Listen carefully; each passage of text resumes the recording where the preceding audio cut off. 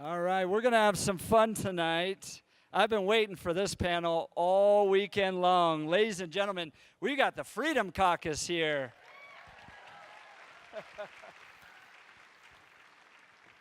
All right, we're going to have a little conversation about Obamacare. But before we get to that, why don't you introduce yourself a little bit to the crowd and then tell us a little bit about the district. Well, I am Perry. Can you hear me? Yep. I am Perry Buck's husband. And I am in the 4th Congressional District of the great state of Colorado. I'm Jody Hice. I am from the 10th District of Georgia, former pastor for almost 30 years before being in Congress. And I'm Paul Gosar from the 4th District of Arizona, although I've now represented over 85% of the geography of Arizona in my first 4 terms. Great. Let's give a round of applause to these gentlemen up here. All right, so the press calls you rabble-rousers. They say you get in the way of some of the legislation that needs to be passed. Tell us the truth about the Freedom Caucus, who you are and what you represent and what you're fighting for in Congress. You want to start, Congressman Buck? Sure. We absolutely get in the way of as much legislation as we can when you're looking at $700 billion of debt this year with a Republican House, a Republican Senate, and a Republican in the Oval Office. We get in the way of all sorts of bills that are intended to increase government control over the economy. What we don't do is get in the way of good legislation that is trying to draw back the overreach from President Obama. So I'd just qualify it that way. There are some things that we stand up for in terms of liberty and freedom, and there are many things that we try to help the Republican cause with. Yes, and I would just add to that, I'm glad to be in the company of Patrick Henry. He was called the biggest rebel rouser of the revolution. And listen, Freedom Caucus exists for the purpose of being a voice to millions of Americans who believe they've lost a voice in Washington. We're all about limited government, about constitutional rule of law, and about policies that support our freedoms and our security and those types of things. And it's a group of warriors, and I'm deeply honored to be a part of the Freedom Caucus. I think Jody said it perfectly. If you're about the Constitution, you're about us. That's key. But we're also about solutions and how they pertain, and constitutionally how we get back to where our founding fathers got us to. All right, gentlemen, let's talk about Obamacare. That's the big question. Now, this Western Conservative Summit's been happening for 8 years, and for the last 7 years, we've had members of Congress and leaders of the Republican Party come up here and stand on this stage and tell us if we just got the House, we'll attack Obamacare. If we just got the Senate, we'll attack Obamacare. If we just got the White House, we'll attack and repeal Obamacare. So what's going to happen now? What's going to happen on Monday in the Senate? What does the House need to do? How do we finally get to where we need to be with a full repeal of Obamacare? Yeah, listen, we all know Obamacare is an absolute disaster in every way, from health care to our economy to small businesses and large businesses across the board. I'm thrilled that the Senate, McConnell has finally grown a backbone and has decided we're going to have a vote in the Senate next week. But y'all, listen, we're still in the fight of our life over this thing. The House voted over 60 times to repeal Obamacare while he was in the office. We've not even had the opportunity to do so since Trump has been in the White House. That's why many of us started a process last week calling for a vote to repeal. If it was good enough to send to Obama, it was good enough to send to Trump, and we're fighting for that. But you know, right now the ball is in the court of the Senate. We'll see what they will do. But we've got to get some wins. We've got to get some things past the goal line, the finish line, and health care is certainly the first and foremost. So this next week is very critical, and hopefully the Senate will move on it. Well, Jody brings up the discharge petitions. We actually filed for the rule last Wednesday, which gives us 7 days to get 218 votes, so that we can actually pick up where we left off in the 2015 repeal of Obamacare. That's putting some pressure on the Senate. But there's other things on the Senate aspects, breaking up the insurance monopoly so we have choice, lowering premiums, giving us opportunities for different pharmaceuticals and hospitals. So there's a critical way to start getting back our marketplace. And thanks to members of the Freedom Caucus, we're the ones that actually brought forward those solutions.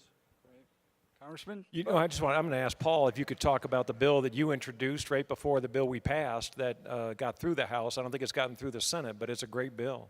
Yeah, so for the most part, a lot of business people here, you're not exempt from Sherman or Clayton antitrust, but the medical insurance industry is. And so it's a high time that they actually compete against each other. That's how what we do is we get better opportunities. Now think about it. In Obamacare, we actually had 4 groups sell you out. You the patient, you the American citizen. The insurance industry, the pharmaceuticals, the big hospitals and doctor groups, and tort attorneys. Which one of those 4 actually control 3 parts of those 4? It's the insurance industry. What they do is for themselves, reimbursement on pharmaceuticals, and hospitals.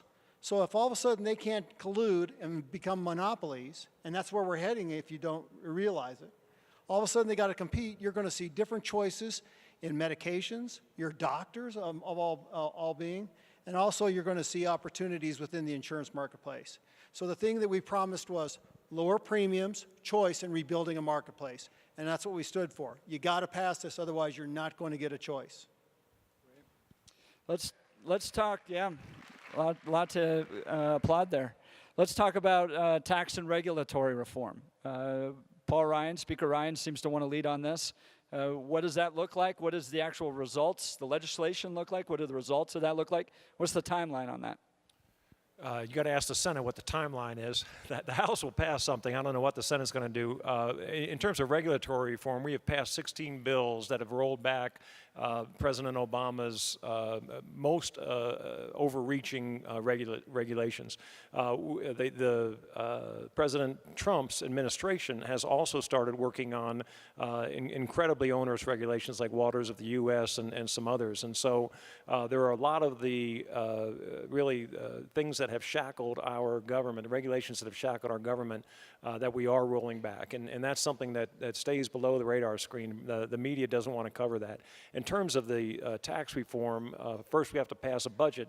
And again, it's only so that we can avoid the 60-vote rule in the Senate that we pass a budget and then use budget reconciliation to get a tax reform package passed. It is a terrible burden on the House to not just have an up or down vote on a tax reform package and be able to send it to the Senate. We have to play this game so that the Senate can mess around for months and then decide to do nothing, just as they did with health care. But there is a strong, really bipartisan support in the House for tax reform. But with that, you know, the budget is coming forward right now that Ken referred to, but we don't know the details of what yet is going to be in it regarding tax reform or entitlement reform. And we don't want to get in a scenario similar to what we got into with Obamacare. We need to know up front, what is tax reform going to look like? What kind of savings will there be in entitlement reform? We cannot go down this path of yet again passing something before we know what's in it.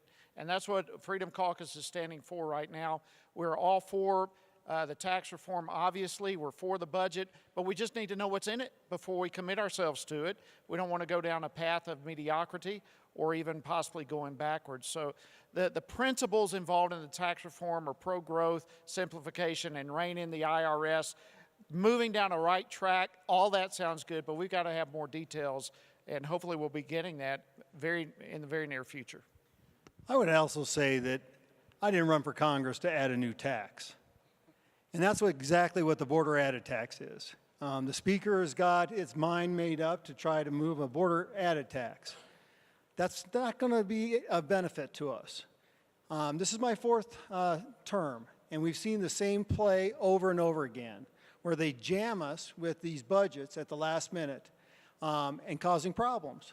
So the Freedom Caucus has actually come forward and said, okay, instead of spending more money, and by the way, when we start talking about this budget, we're talking about $700 billion of deficit as we start now, and we're going to add. So when we don't change the Budget Control Act, which is the law of the land, all of a sudden we're going to be seeing dollar for dollar changes.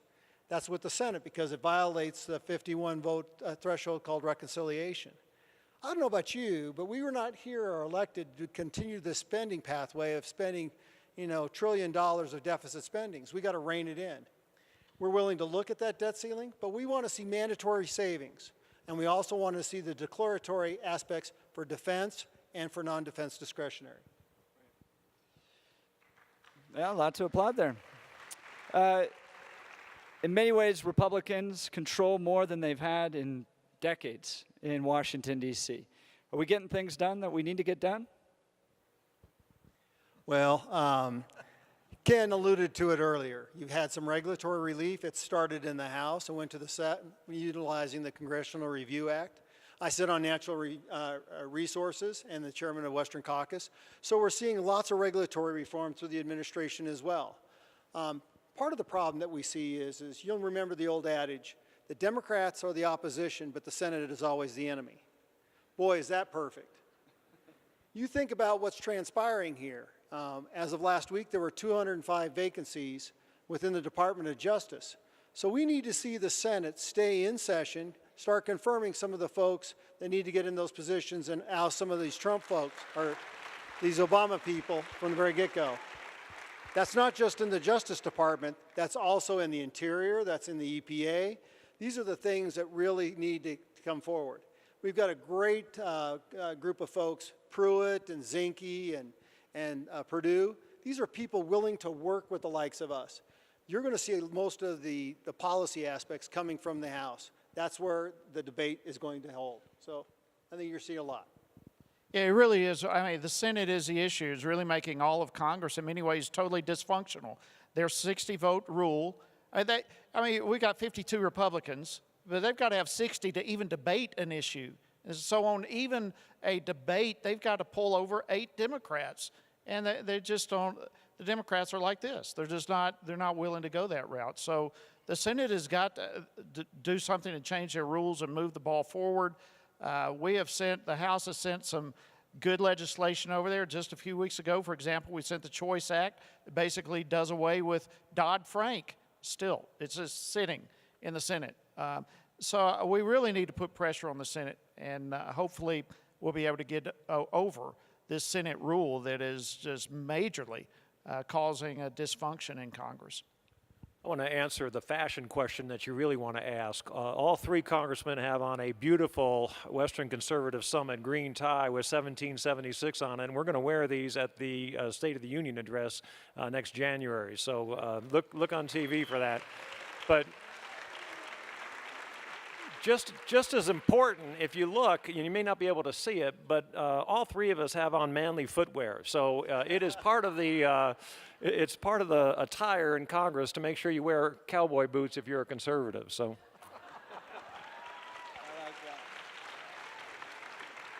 I would be amiss to say that there's also something else.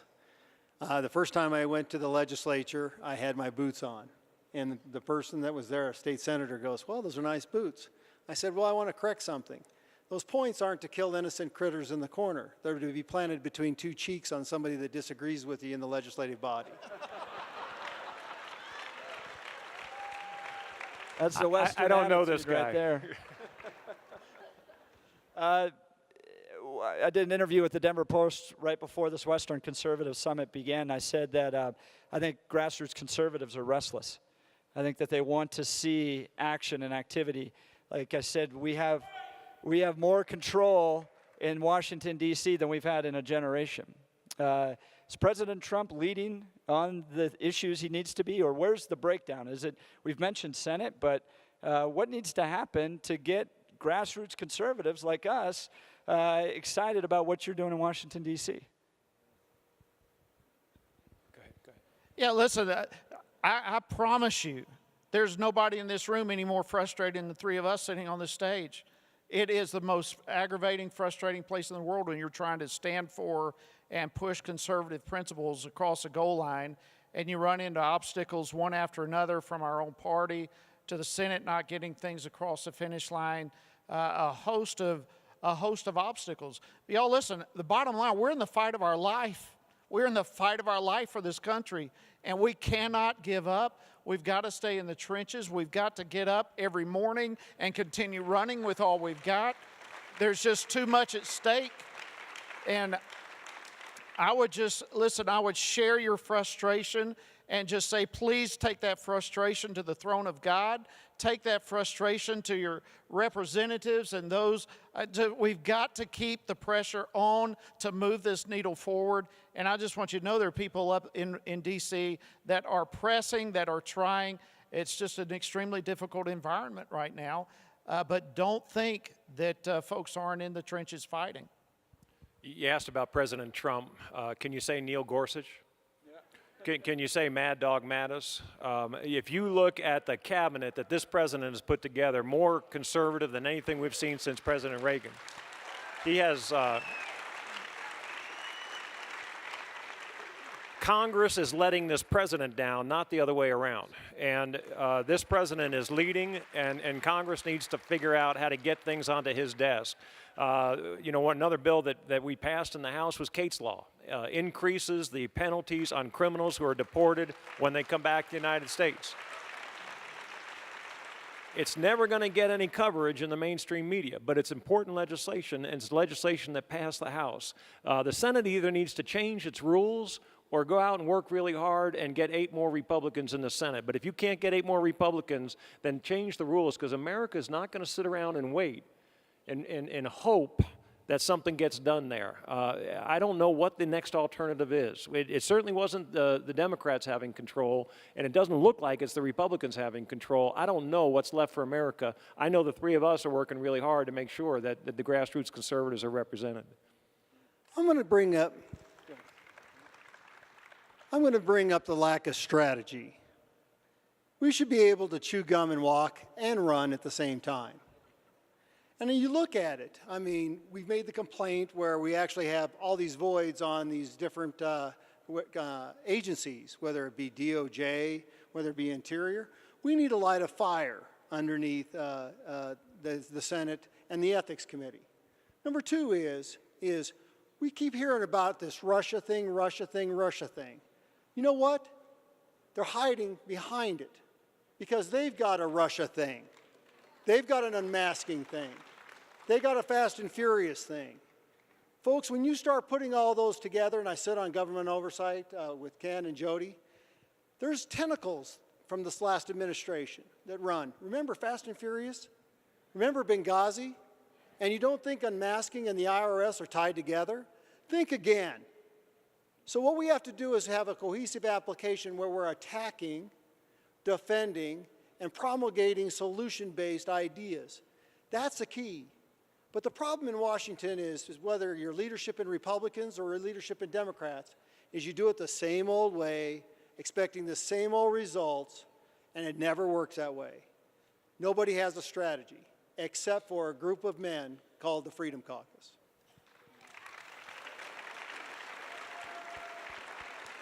Congressman Gosar, this is a question for you. You're the chairman of the Western Caucus, right?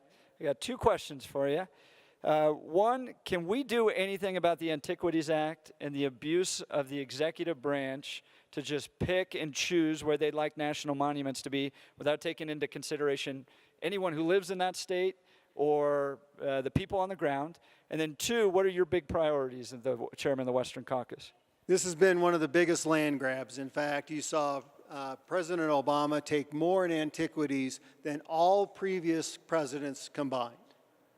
Something's wrong with that, and we as Western states really understand the lack of having autonomy over our lands. And so there are 2 states that we're going to emulate, Alaska and Wyoming. In order to take in antiquities in Wyoming, who I think has the more powerful of the 2 legislative agendas, you have to get permission of the state and the local entities. What a novel concept. In Arizona, we have more national monuments than any other state. We fought, Andrea and Dwight are out in the audience, we fought tooth and nail to take away the 1.7 million acres on the Grand Canyon. But what it did is we actually had to start turning arms, like Native Americans. These are things we don't want to talk about, but you know what? All of a sudden, when you have a water settlement and they come to you for phase 2 for the money to bring water out of the Colorado River all the way up the plateau, when they stand for a fundraiser or a press conference with Raul Grijalva, you got to tell them, not interested in helping you, that power of that purse, saying, listen, you got to be like the rest of us. We're either Arizonans or Coloradans or New Mexicans, but we're all that together. and we have a vested interest. So we're going to really push that. From the Western Caucus, in fact, all of us are part of the Western Caucus, it's energy independence, control of our public lands, looking at minerals. I mean, boy, I tell you what, folks, if you want the nuances of green energy, of medical science, of new automobiles, you got to have mining. If you can't get mining, we're dependent upon the rest of the world. Just take, for example, the rare earths. China has a monopoly on it. If they don't want you to have them, they will make sure you can't afford them. So our objection is to make sure that this rich country that we're blessed with resources is utilized for the people, with the people. If we can do that, we're going to turn into the powerhouse where you're not going to see deficits anymore. What you're going to see is going forward in profits. All right, we've got about 1 minute left for each one of you. Top priority that you'd like to achieve out of your time this session in Congress? Congressman Buck? Top priority is the same priority that I had when I went to Congress, and that's figuring out how to get a balanced budget. And we have to do two things, really, a balanced budget and term limits. And I can tell you something right now, Congress does not have the will to limit its own spending ability and doesn't have the will to limit the amount of time that we can serve in Congress. And so the answer to both those questions are going to come from you. We're going to fight those issues, and we're going to make sure we're on the floor and we're speaking and C-SPAN's covering, and we're getting that message out as much as we can. But to get a balanced budget amendment, to get term limits, it's going to require people that are calling in and going to town hall meetings and forcing their members of Congress to do those things. When I started, President Obama was president, and only Republicans showed up to my town hall meetings. Now only Democrats show up to my town hall meetings. We've become complacent. We've got all three, you know, we've got the House, we've got the Senate, we've got the White House, and so we aren't caring as much as we need to. And I'm not talking about, obviously you care because you wouldn't be here otherwise, but we need to care and we need to get active.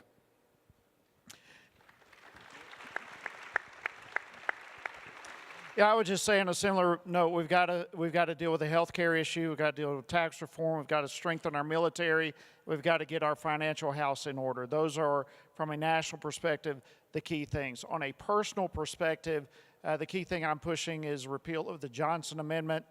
I was one of the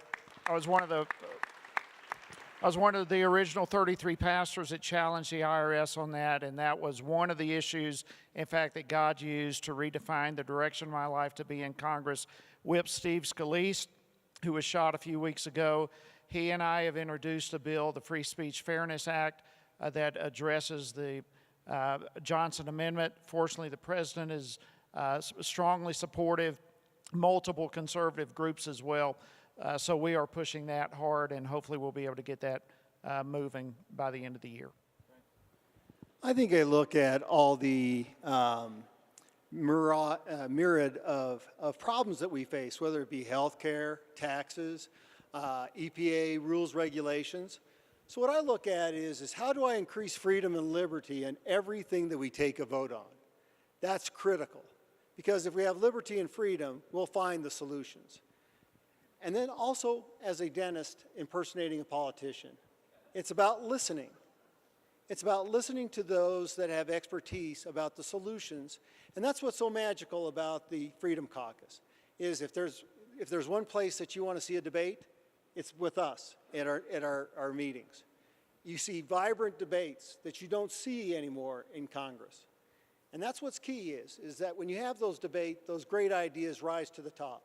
And that's what we have to look at, is listen, and if it goes for liberties and freedoms, that's the way to go. Great. Go ahead, Congressman. I just want to add one more thing if I can. I want to make an invitation to everybody here. If you are ever in Washington, D.C., 1 or 2 nights a week, I give tours of the Capitol.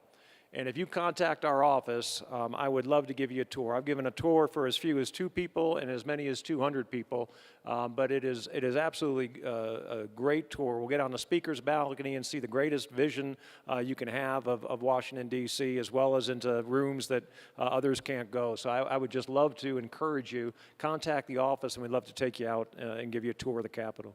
Right. As we wrap here, I want to point out something. I like to brag about Congressman Buck in this case. we have, as Coloradans, the #1 top-rated, most conservative member of Congress, according to Heritage Action, with Congressman Ken Buck right there. Well done, sir.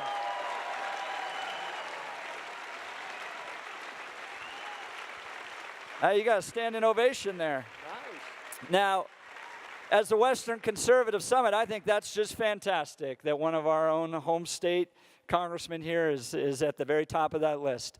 But friends, let's thank members of the Freedom Caucus not only for coming out here tonight, but for defending our freedoms, defending conservatism in Washington, D.C. Let's give them a round of applause. Thank you so much for coming out.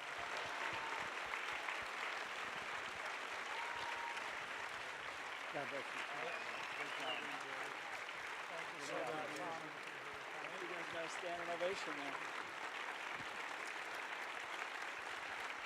And I'd like to point out that when you see the Freedom Caucus and you see these ties, you'll know they're sponsored by the Western Conservative Summit. There you go. Thank you, gentlemen, so much. God bless you. God bless.